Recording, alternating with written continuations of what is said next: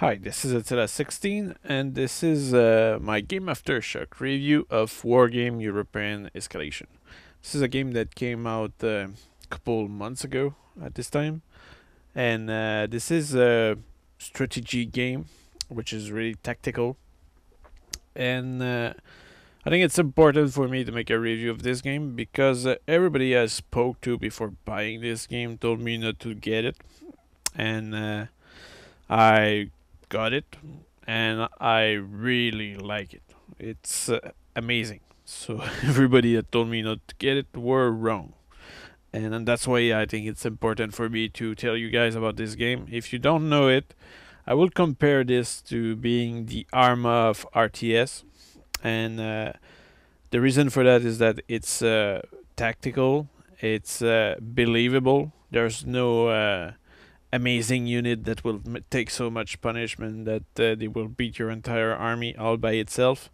So you can have very good vehicle, tank, infantry, choppers, but none of them are invincible. And it's all believable. It's all well done. It's very well balanced, and I think this game is worth getting, especially since sometimes they make it for a very cheap price available on Steam. So this game contains actually a single player, and you can play also against the AI. And each of those single player mission will give you stars, and with those stars you will unlock units. And while the single player, I'll show you quickly. I'll show you this mission. While the single player, there's many mission, and it will take you a couple hours to finish. It also has a story, which I don't really know it. I haven't really listened to it. I just skipped them like that.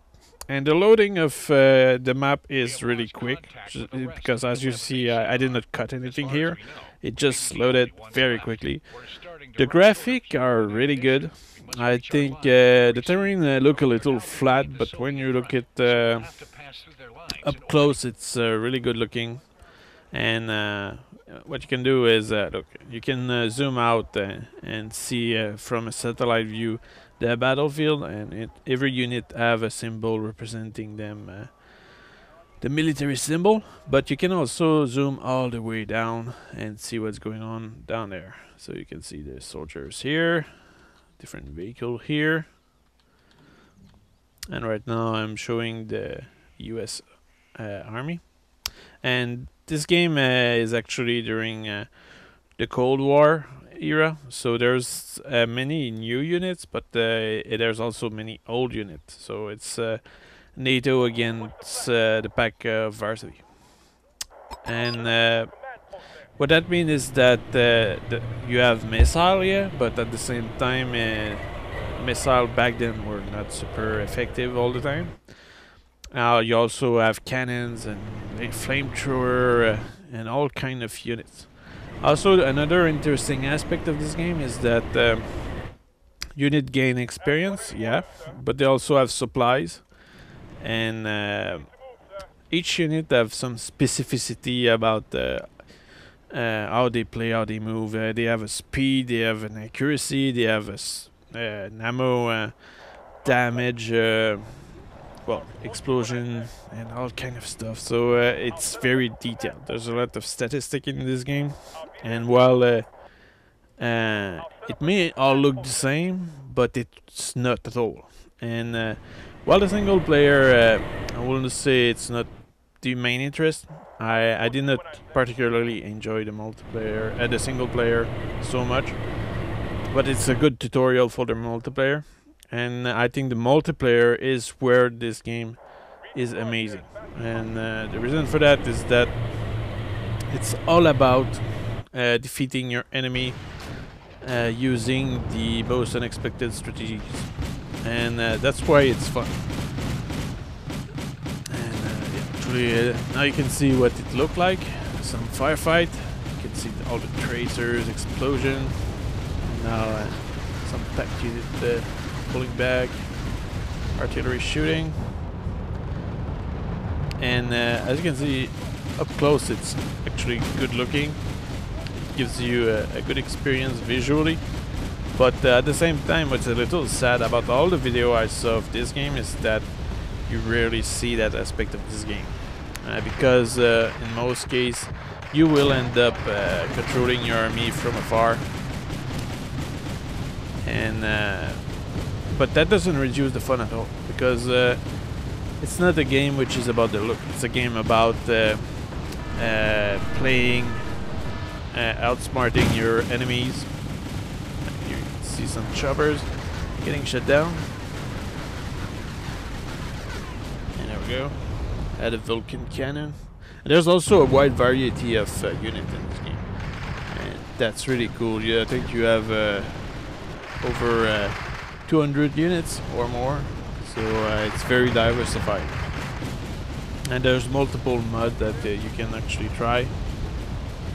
And here you can actually see that I captured some Russian supply vehicles.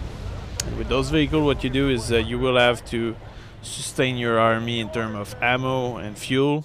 And what that means is that you will have to use some FOBs and establish a supply line, which will need to be secured, because the enemy can capture your supply vehicle, and that's something you don't want. Also, in this game, what you do is you capture territory with command vehicle. Command vehicle are like that. That's a command vehicle, one type at least. And you can even have a chopper command vehicle. And most of them, once they hold the position, they will be able to capture a zone. And each zone, especially in multiplayer, gives you point for reinforcements. And I'll go show you a little what that may look like quickly. And let's do that. Alright, so back to the menu, and what I'll do actually is I'll show you play against AI, which is exactly the same as multiplayer. It's just that you're fighting the AI, and I guess what I'll do is I'll choose yeah, Alzheimer's way should be good. So what you do is you choose a deck. A deck is a kind of pre-created set of unit that you can call, and I'll be using a deck that I called Airborne. And I think it's self-explanatory what it's about. And I'll play the mode Destruction. Destruction, the goal of it is to destroy a maximum amount of enemies, and usually good enemies, which gives you more points. And once you reach, in this case, 5,000 points, you win. And the time will be 20 minutes. So that should be reasonable. And just to give you an idea, a deck is like that. Here, yeah, it's a kind of preset amount, well, preset set of unit. So let's go and edit one. So what you do here, right now this deck is empty. And for example, here I need a command vehicle. Yeah, sure.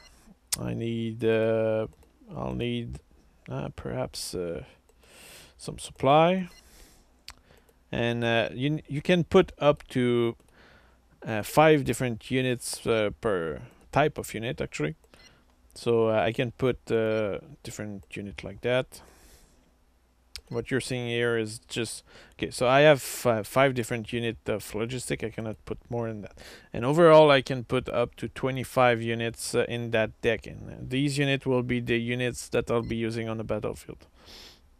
So I won't do the entire deck, but just to give you an idea, this is essentially all the units you can have access to, and as you can see, the list go on forever.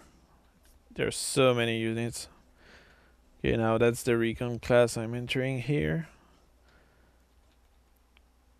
And also for each type of unit, there's variation of that unit. So sometimes it's all in the detail. So you can see here T-34, T-55, and that kind of stuff. And of course, each of these units have a different aspect, and it's all about the detail in this game.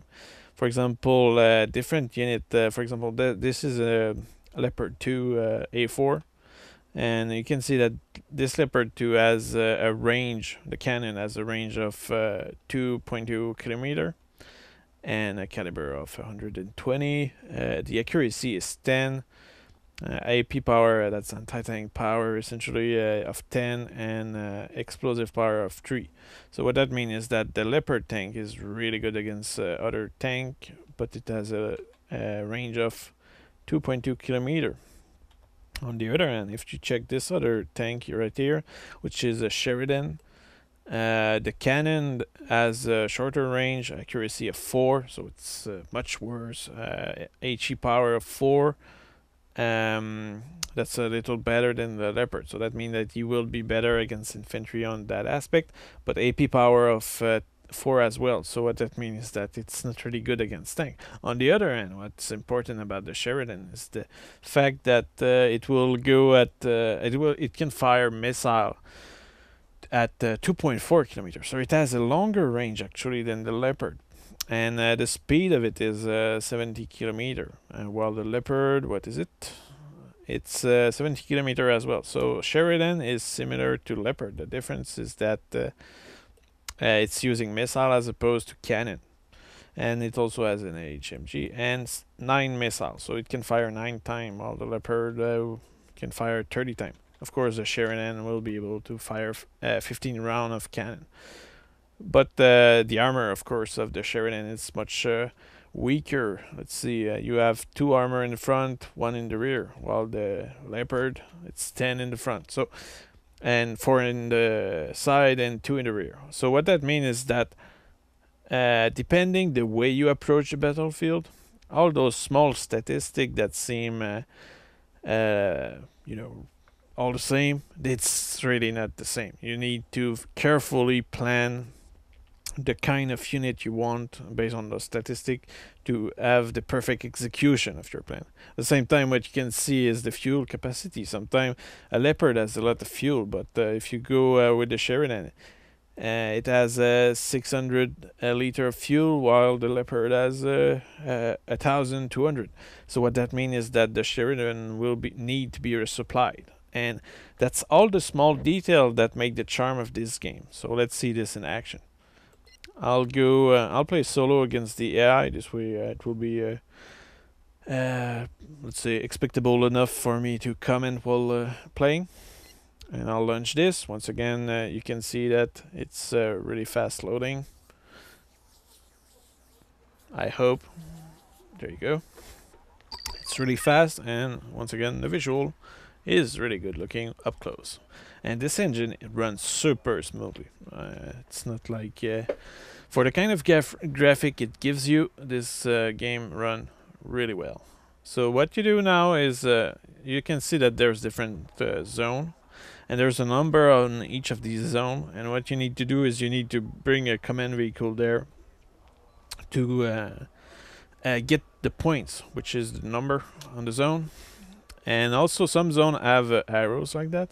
And these zones are actually reinforcement zone. And what that means in this case is that you have 2 reinforcement zone in the middle of the battlefield, and you have a zone which will bring you a lot of points in Delta and Echo. Also, at the beginning, what you can see here is my airborne deck.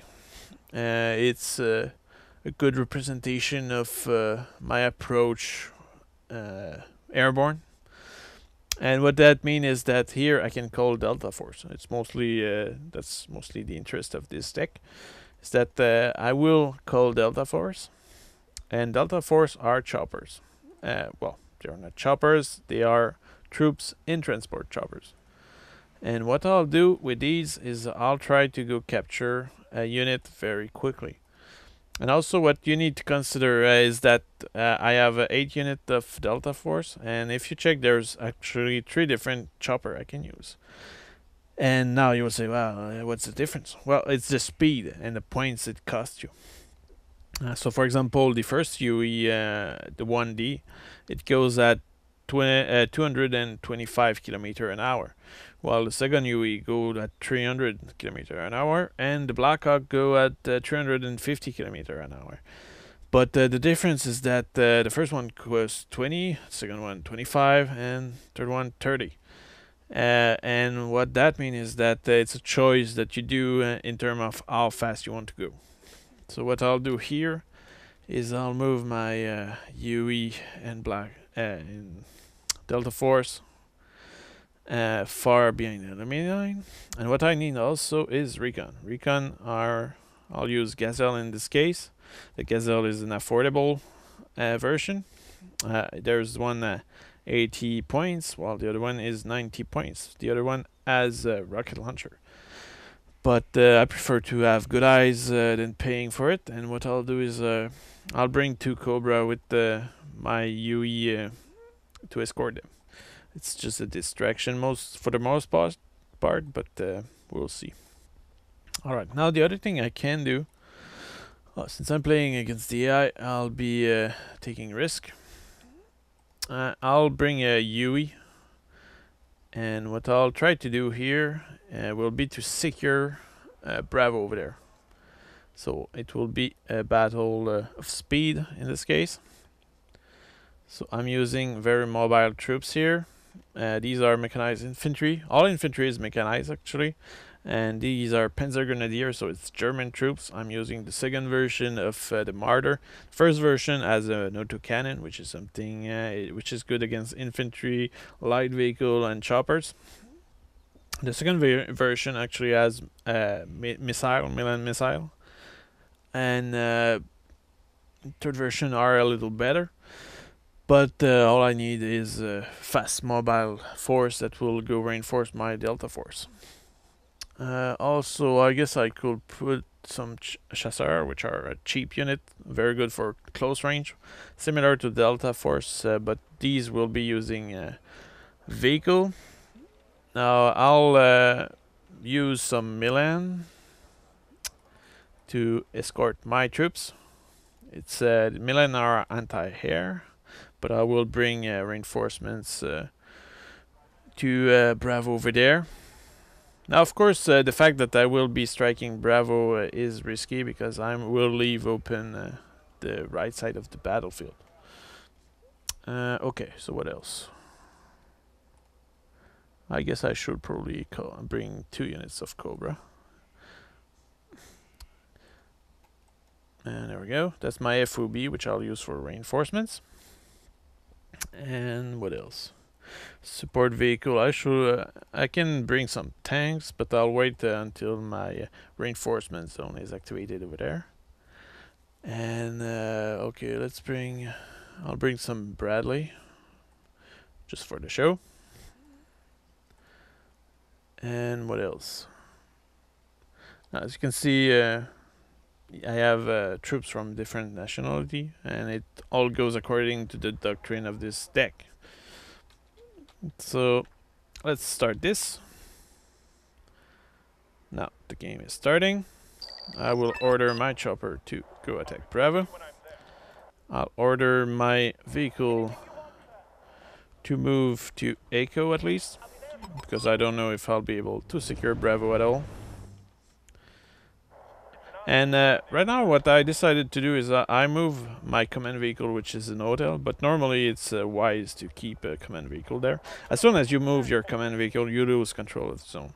And if you lose all command vehicle, you lose the game. So these units are really important, but that doesn't mean you should not take any risk with them. Alright, so what I'll do here is I will land my UE here. My Gazelle will be deployed here to provide a good view. I will deploy my Cobra to cover the landing, like that. I will send UE over there to capture that forest and prevent the enemy from getting on that plateau. I'll deploy some Delta Force in the village as well. Now you can see that the enemy is bringing some choppers in the center. That's dangerous. I think here I'll switch my troops. No, actually, I'll do that here. I'll deploy my Roland here. I will send some infantry in Delta here as well. That wasn't part of the plan, but I'll do it out of necessity. Well, here I will land my Delta Force. At the same time, here you see that the enemy is moving many choppers, one command vehicle, and that kind of stuff, which are dangerous. Here I'll occupy this village. And my UE, I'll send them back to base. And now I can call reinforcements very close to me. So I'll bring Challenger tank.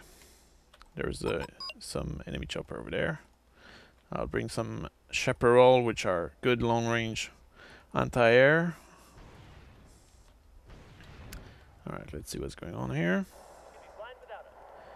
Okay, I'll disembark my infantry in that forest here. Now my Marder and my infantry are still moving toward the enemy. While there's a small unit of recon infantry there. Now you can see my Roland engaging the enemy choppers. What else is going on here? My Cobra seem to be doing something. Now they are being engaged. I'll pull them back.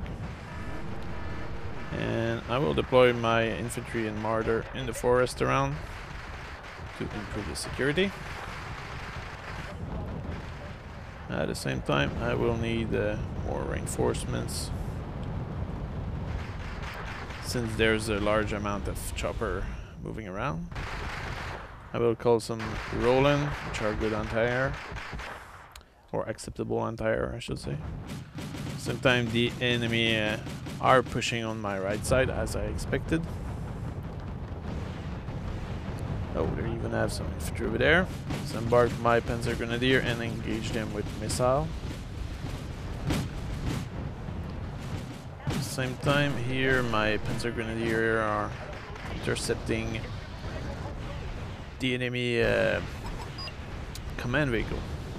And command vehicle are the core of this game, because if you destroy them all, you win the battle. So even though sometimes you might actually lose the battle in terms of points, you might end up winning because of the fact that you destroyed the enemy command vehicle. So it's all about finding the right way to defeat your enemy. And that's where the charm of this game is, because there's so many ways to defeat an enemy. And you just need to find the right way against the right enemy. And this will require you to adjust yourself sometime, but in most cases it's really fun. Even when you lose, this game is fun, and that's why I like it. So here my Roland are actually shooting a large amount of chopper there, and also the fact that HE power exists in this game. It's heavy explosive power. What that does is that when a missile actually hit them choppers in the air, if there's a good concentration of chopper, you will hurt them all.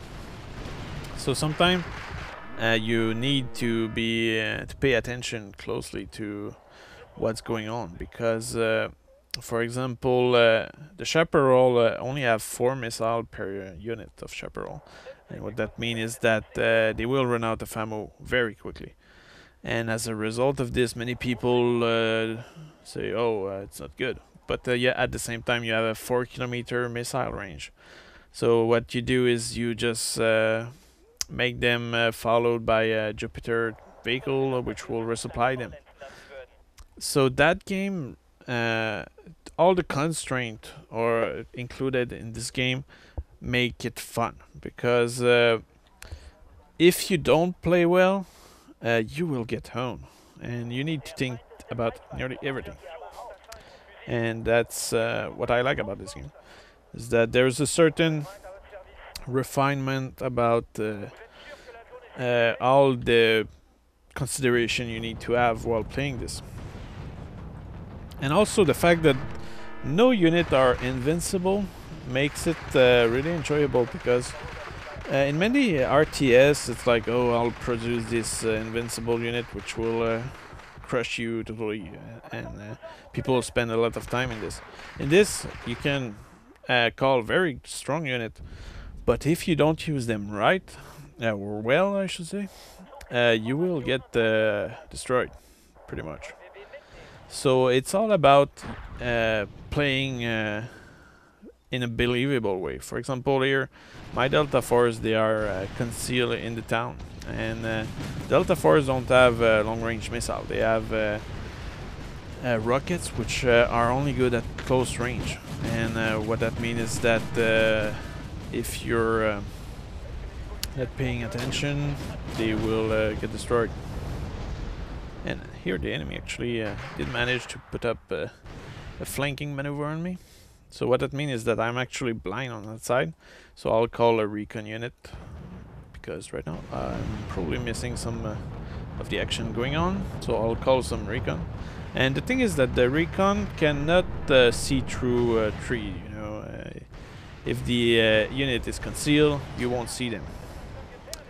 But at the same time, what that means is that you need to be careful. If you just go charge the enemy and you don't care about anything, it's either that you'll get destroyed, or it will mean that you will have to define a very specifically done deck, especially for that, because it will be very difficult. So right now, as you can see, the enemy are charging me big time on that position.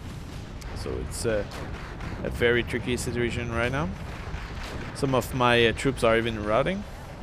I have some Challenger tank which are there, but they are under a lot of pressure. So I'll bring cavalry. I'll call many French tank to save me. And each unit have specificities which make them interesting or not, and each faction actually have some specificity which make them interesting as well. Okay, so I lost the position now, which is okay for the moment. My troops are under extreme pressure, and my Delta Force even had to get out of the house to survive, getting them back into the house. My Challenger tank are holding, but my troops are already having some trouble with ammo. For example, these Panzer Grenadier are literally out of ammo. These are totally routed. Here I also have some troops attacking my flank, so I will need to reinforce the flank. I'll send some tank over there. Actually, I should redeploy my chasseur over there. So as you can see, it's starting to look like a real battlefield. Tank destroyed all over the place. I lost the position, but I did manage to inflict a significant amount of damage on the enemy. Now that AA gun really did suppress my Delta Force. Alright, so I'll send my Recon Gazelle behind my Challenger. I did lost a few vehicles there. Some of my Challenger tank are damaged as well, so I will need to fix them. Now I have a couple of French tank coming to help me push the enemy back. As you can see, the camera really did smoothly follow them. It's just a matter of mouse wheel. At the same time, there's a few enemy BMP over there which are pushing on my rear. I need to intercept them. Panzer Grenadier are still putting the pressure on anything that try to go across in the center. Alright. It's very surprising that my Delta Force are still fighting. Oh, there, he got destroyed because I did not pay attention too much. Alright, so I'll bring my tank here in reinforcements, while here these tank will engage. Also, when you see that they are blue like that, that means they are a little concealed, and that means the enemy will have a harder time to spot them. And now my tank did manage to get rid of the enemy like that, so that's very good. Now I'll bring my attention back here, and from here I'll try to push on the enemy.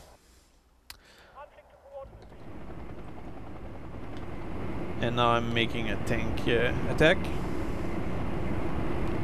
You can see here my Challenger, which took some of the punishment.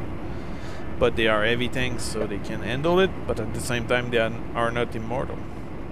And actually I lost one of them, so that shows you that even though the enemy did not have the most powerful tank available on that position, they still managed to damage my troop quite significantly.